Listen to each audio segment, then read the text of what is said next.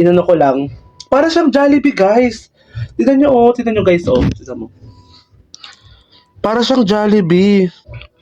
Yung amoy pa lang, sarap na eh. Amoy pa lang yan, guys, ha. Nakakaloka. Mainit kasi.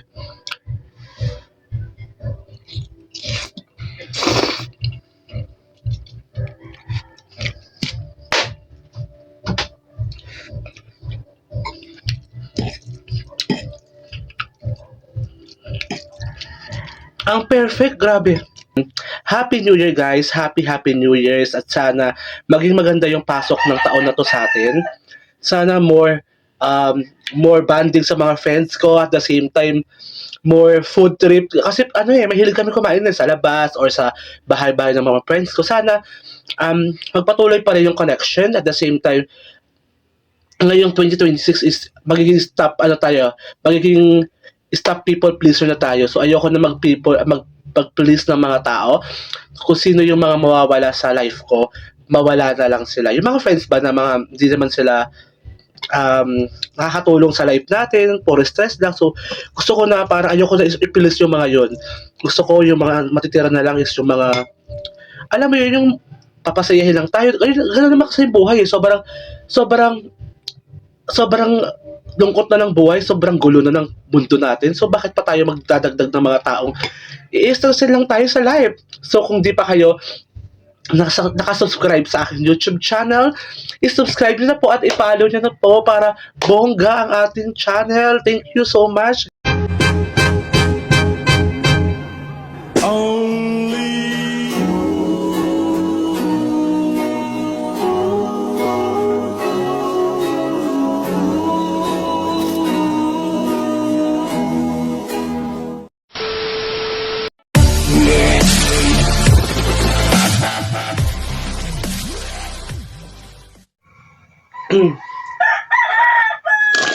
So, hello mga mare, for today's video ay this is unexpected vlog na kung saan hindi ko talaga siya inisip na i-vlog ko siya kasi wala na, magluto na naman ako ng spaghetti. Uy, hindi ngayon nga, itatry ko lang kasi this is my first time na magluluto ko ng spaghetti kasi yun nga, sinabi ko first time, so hindi ko pa talaga siya nagagawa. Tapos yung mga manok pa is nakikisabay. So tumitila ako. Nilaloka ko, kanina pa sila tumitila ako. Yun na nga is magluluto ko ng Pinoy spaghetti ng Del Monte. Siyempre, ang first step natin ay magpapakulo ka ng mainit na tubig. Lagyan mo ng asin, kapag kumulo na, lagyan mo asin. Lagyan mo rin ng mantika para daw hindi kumapit ang spaghetti. Hindi katulad ng kaibigan mo na kumakapit lang sa'yo kasi may kailangan sa'yo. Ano daw, siyempre, pakuluan mo yung pasta. Parang syunga nga mga mare kasi yung pasta ko dyan. Ayan, okay naman pala. So ayan, naluto naman siya ng bonggang-bongga kasi makita mo ito sa next part, di ba luto na siya, so sasalain mo lang siya ng magaling para naman ikaw ang manalo. May competition, charis.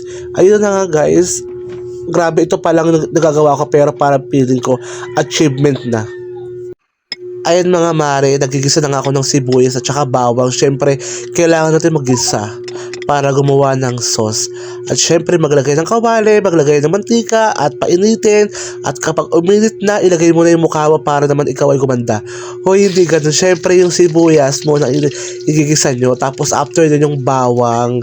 Kapag luto na yung sibuyas, kapag medyo sunog na, katulad ng ugali mo, charis, hindi ganun. Ang yan na nga, kapag gisa-gisahin mo lang yung sibuyas, haluhuluin mo lang para hindi siya masunog. Tapos kapag nasunog na, ilagay nyo na yung bawang kasi sunog na yung sibuyas. So kapag naglagay nyo na yung sibuyas tsaka bawang, ilagay nyo na yung karne. Diba? Yung karne ko is beef yan. Hindi yan, ano daw, nagyabang.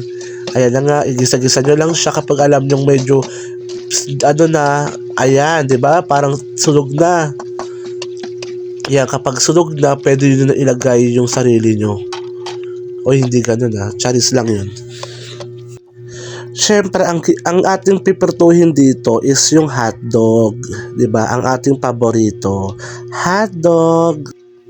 At ayan nga, kapag alam nyong pwede nang yan, kinumbayin ko na siya. Kasi maglalagay na ako ng sauce ng Del Monte tomato sauce. Siyempre, support natin ang ating farmers. Diba? Kailangan tangkilikin natin ang sariling atin. Hindi katulad niya, tinatangkilik niya lang yung sa kanya. Ganyan siya kaswapang. Ano daw, parang mga politiko lang no? Mga swapang, mga hayop. Ano daw, may galit. Pero yun nga guys, haluhuluin mo lang yan guys. Tulad ng pag-ipaikot-ikot mo sa... Bakit parang may galit tayo sa mga tao? Charis. Tapos yun, naglagay ako ng... Nakita nyo naman diba? Naglagay ako ng... Ano ba yung nilagay ko? All-purpose flour, harina, pampalapot. Syempre, naglagay din ako ng Knorr cubes. Tapos ayan nga, haluin mo lang siya. Tapos hayaan mo siyang kumulo. Parang ugali mo na sa loob ang kulo. Ano daw? Ayan guys, naglagay rin ako ng liver spread ng Reno. Para bongga. Ewan ko ba't wala dyan yung Reno. Hindi ko na Saan ba yung Reno? Basta may Reno yan guys Pampasarap, parang ikaw masarap. Ayan parang si Crush. Pakuluan mo, ayan nga guys yung Reno. Parang mali yung video ko na nauna. Pero yan, maglalagay tayo ng Reno at syempre, para bongga na ang ating lasa. Ayan kasi nagpapasarap sa sauce ng spaghetti. Ang Reno. Diba? Tayo lang yung may ganyan. So, syempre guys, kapag tikman mo muna yung lasa bago ka maglagay ng mga pampalasa like asin, like bawa, like yan. Ang tawag paminta. So, tikman mo muna yung lasa para alam mo kung ano lang ilalagay mo na ano yung kulang sa panlasa mo. Ayan. Maglagay ka ng konting asin kasi baka maalat na siya. Kasing alat ng buhay natin. Ano daw? Tapos yun nga ang final look ng ating sauce. At syempre kapag tapos na, i-serve na natin. Tara na, tikman na natin.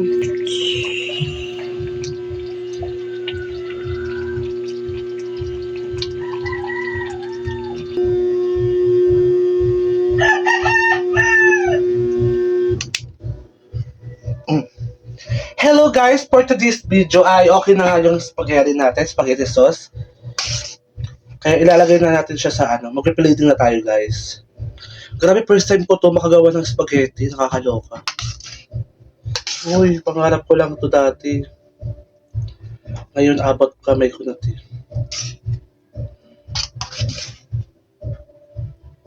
Siyempre more sauce dapat kasi. Oh my god. Oh my god. Kaso lang wala ako guys, wala akong gadgaran. So hindi ko alam kung paano ko ito aanihin yung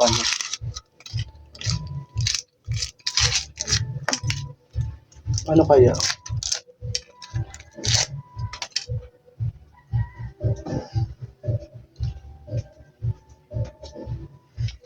So para-paraan tayo guys. So ito na lang yung gagawin ng gadgaran. Sana pwede siya, Ay, pwede naman siya guys. Kaso hindi lang siya yung maganda yung Pero okay na din. Oh my god. So sarap.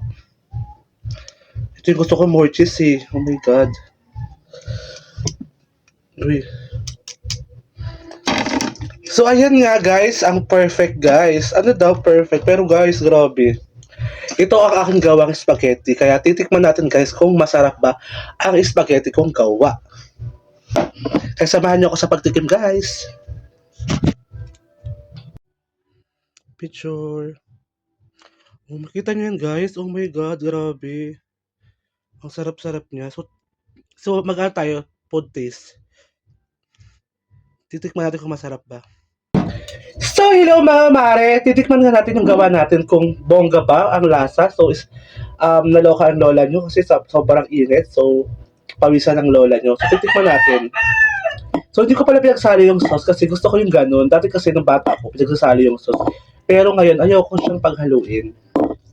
Wala ko lang to. So, yun nga. So, mag-isa lang tayo. So, walang jury.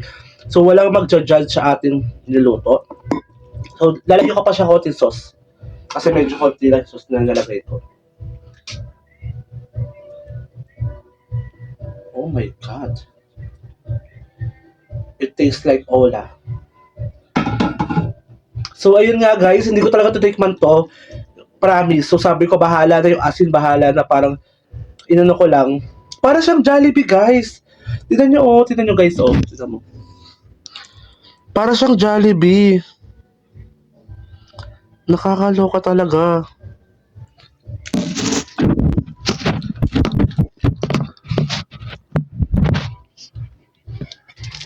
Ayan nga, back to ano, ito na yung reality. Kung masarap ba o hindi. So, hindi ako magsisinungaling kung masarap o hindi. So, abangan nyo. Yung amoy pa lang, sarap na eh. Amoy pa lang yan guys, ha? Nakakaloka. Mainit kasi.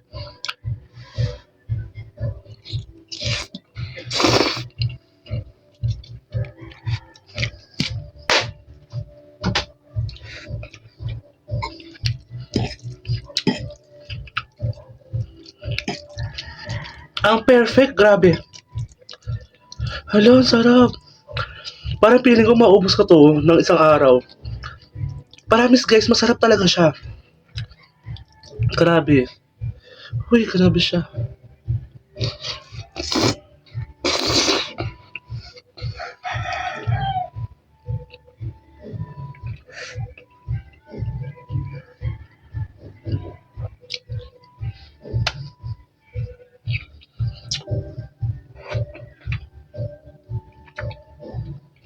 Wait lang guys.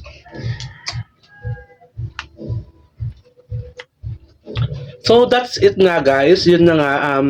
Gusto ko lang i-update kayo na okay pa naman YouTube natin, gumagana pa naman, so may upload pa naman tayo, tsaka gusto ko lang kayo lutuan. At saka gusto ko rin matry kung marunong ba ako magluto ng spaghetti. At yun na, guys. Siguro kung i-rate ko to, 1/10, siguro i-rate ko to ng 10 talaga. Ang perfect talaga ng lasa. Ito yung lasang gustong-gusto ko talaga yung lasa. Tsaka, guys, oh my God. So sarap. Ang perfect lang talaga, guys. Oh, thank you. Ayun nga, thank you sa mga nanonood ng vlogs ko at the same time. Happy New Year, guys. Happy New Year's. At sana maging maganda yung pasok ng taon na to sa atin. Sana more bonding sa mga friends ko at the same time more food trip. Kasi mahilig kami kumain sa labas or sa bahay-bahay ng mga friends ko. Sana magpatuloy pa rin yung connection at the same time ngayong 2026 is magiging stop people pleaser na tayo. So ayoko na mag-please ng mga tao. Kung sino yung mga mawawala sa life ko, mawala na lang sila. Yung mga friends ba na mga hindi naman sila nakakatulong sa life natin, puro stress lang. So gusto ko na para ayoko na i-please yung mga yon. Gusto ko yung mga matitira na lang is yung mga alam mo yun, yung papasayahin lang tayo. Ganun naman kasi yung buhay eh. Sobrang lungkot na ng buhay, sobrang gulo na ng mundo natin. So bakit pa tayo magdadagdag ng mga taong i-stressin lang tayo sa life? So kung di pa kayo nakasubscribe sa aking YouTube channel, i-subscribe nyo na po at i-follow nyo na po para bongga ang ating channel. Thank you so much guys. Salamat sa panonood.